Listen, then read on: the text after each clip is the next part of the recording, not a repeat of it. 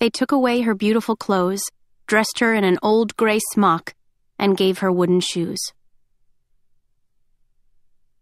Chapter 1. The screw through Cinder's ankle had rusted, the engraved cross marks worn to a mangled circle. Her knuckles ached from forcing the screwdriver into the joint as she struggled to loosen the screw, one gritting twist after another. By the time it was extracted far enough for her to wrench free with her prosthetic steel hand, the hairline threads had been stripped clean. Tossing the screwdriver onto the table, Cinder gripped her heel and yanked the foot from its socket. A spark singed her fingertips and she jerked away, leaving the foot to dangle from a tangle of red and yellow wires. She slumped back with a relieved groan. A sense of release hovered at the end of those wires. Freedom. Having loathed the too small foot for 4 years, she swore to never put the piece of junk back on again. She just hoped Aiko would be back soon with its replacement.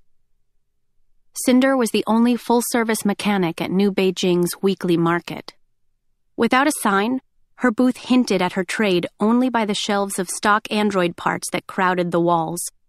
It was squeezed into a shady cove between a used NetScreen dealer and a silk merchant, both of whom frequently complained about the tangy smell of metal and grease that came from Cinder's booth, even though it was usually disguised by the aroma of honey buns from the bakery across the square.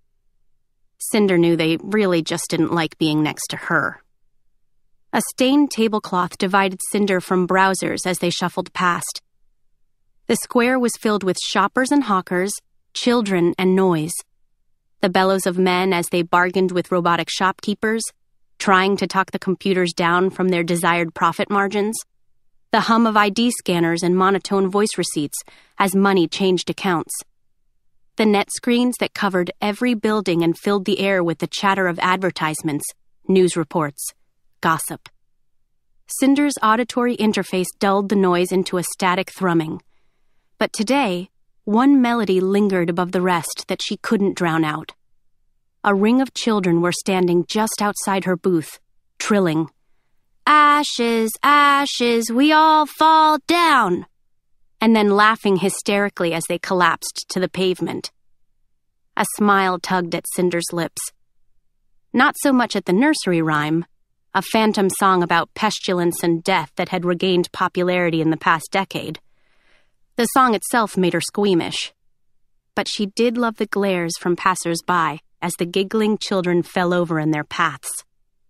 The inconvenience of having to swarm around the writhing bodies stirred grumbles from the shoppers, and Cinder adored the children for it. "Sunto! Sunto!" Cinder's amusement wilted. She spotted Chang Sasha, the baker, pushing through the crowd in her flour-coated apron. "Sunto, come here. I told you not to play so close to—" Sasha met Cinder's gaze, knotted her lips, then grabbed her son by the arm and spun away. The boy whined, dragging his feet as Sasha ordered him to stay closer to their booth. Cinder wrinkled her nose at the baker's retreating back. The remaining children fled into the crowd, taking their bright laughter with them.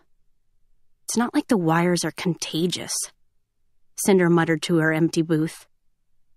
With a spine-popping stretch, she pulled her dirty fingers through her hair, combing it up into a messy tail, then grabbed her blackened work gloves.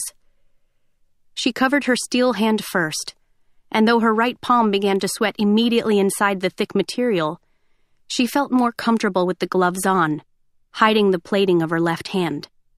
She stretched her fingers wide, working out the cramp that had formed at the fleshy base of her thumb from clenching the screwdriver, and squinted again into the city square.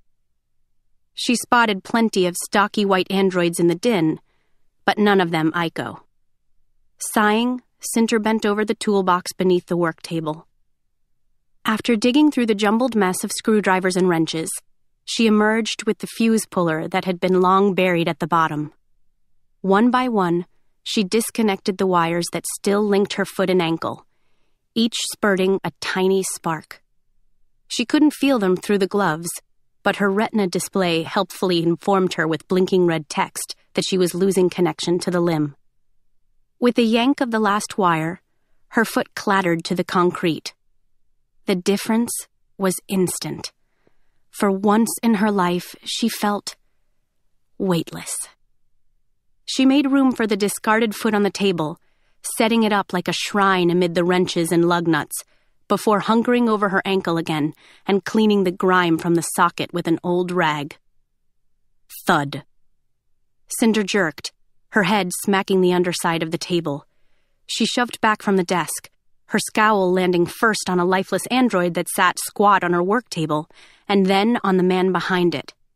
She was met with startled copper-brown eyes and black hair that hung past his ears and lips that every girl in the country had admired 1,000 times.